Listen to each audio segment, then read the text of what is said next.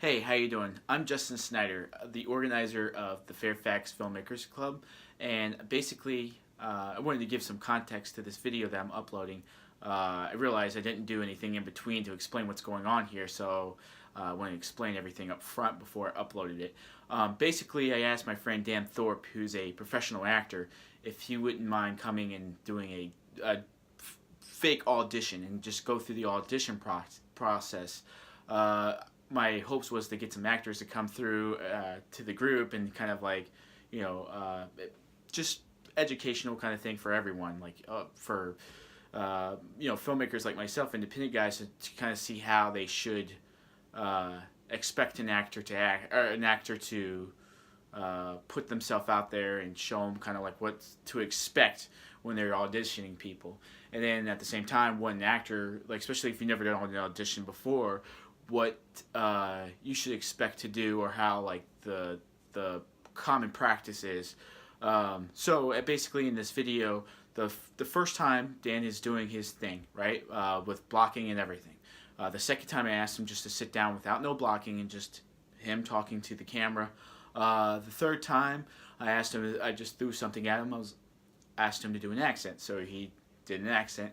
And then the fourth time is a cold read. I brought a script of mine and I asked him to read it cold to the group. And yeah, so check out the video. I'll leave some information about Dan. Check out Dan, support Dan, and I wanted to thank him so much for coming there and doing what he did. And if you want to learn more about the Fairfax Filmmakers Club, just check out our meetup group. We're based out of Northern Virginia. So yeah, thank you for checking out this video. Bye.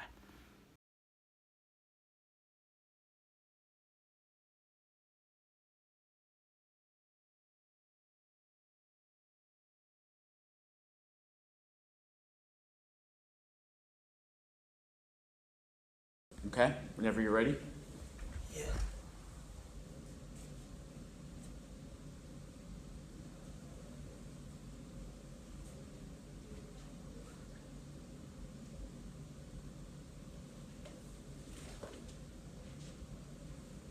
Wait, officer, before you do anything crazy, I just want to say that we heard, all right, that there was $10,000 in that house, but once we tied everyone up and searched all over, I knew.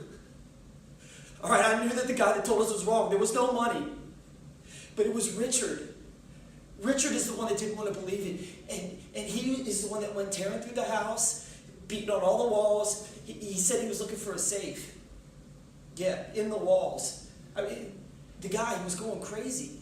I've known the guy my whole life, and I've never seen him act like this.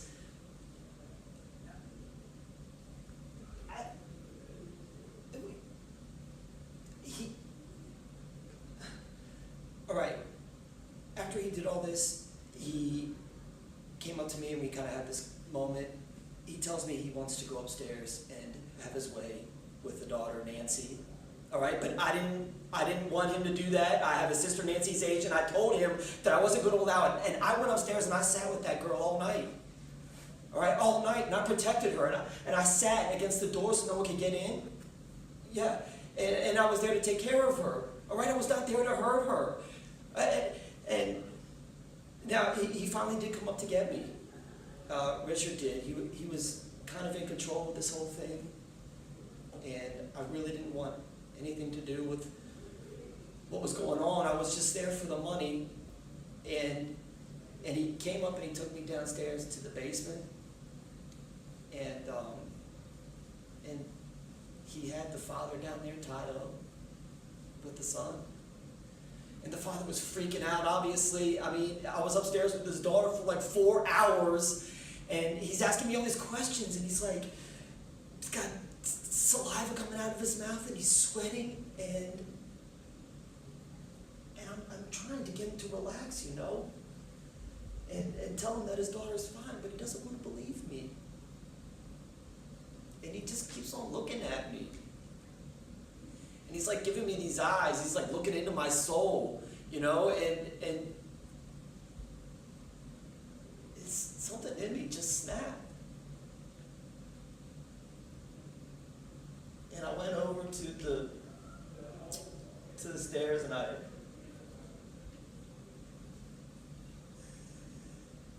and I picked up a knife. And I went over to the father. God damn it! You gotta help me. You gotta help me. I've got no one. You're the only one that can save me. I am a good person. I come from a good family. I have a mother and a father. And I have a brother and a sister. And I see them on the holidays. And what happened in that house was not me. It's just kind of crazy.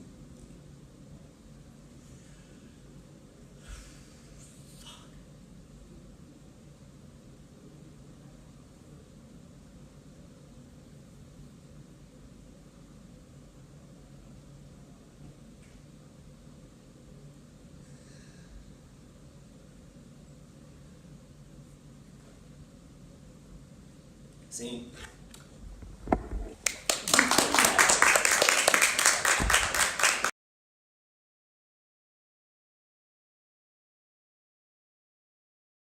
Recording whenever you're ready.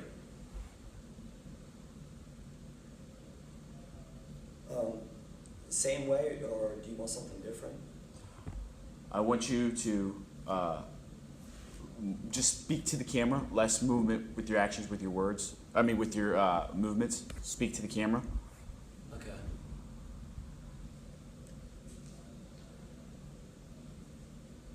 We heard there was $10,000 in that house. Okay? But once we tied everyone up and searched all over, I knew that the guy that told us was wrong. There was no money.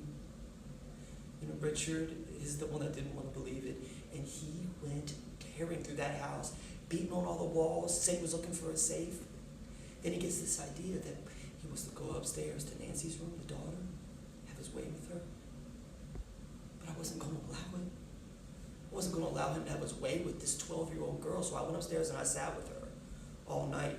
Now, he finally did come up to get me, probably about midnight, and I went downstairs to where Mr. Clutters was with the son, and he had him tied up in the corner with some bungee cords, and Mr. Clutters was like freaking out, and I'm trying to make him calm down, you know, and tell him that everything's okay, and that it's not going to be long till morning when his daughter comes down to get him, but he doesn't want to believe me, and he keeps looking at me all crazy, and something in me just snapped. And I grabbed the knife off the stairs. And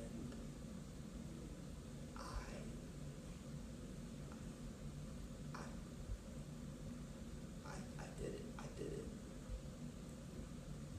Time.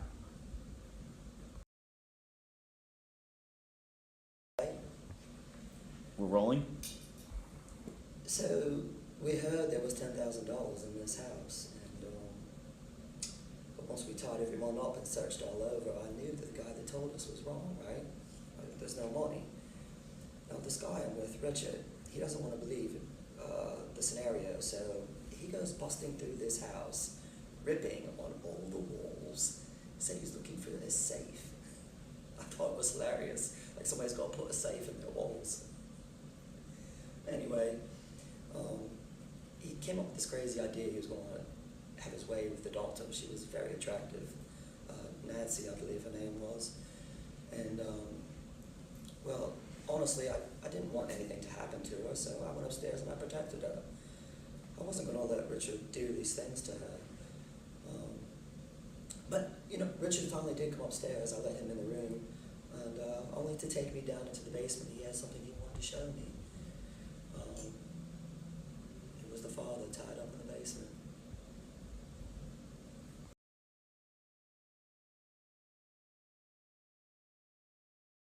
Okay, whenever you're ready.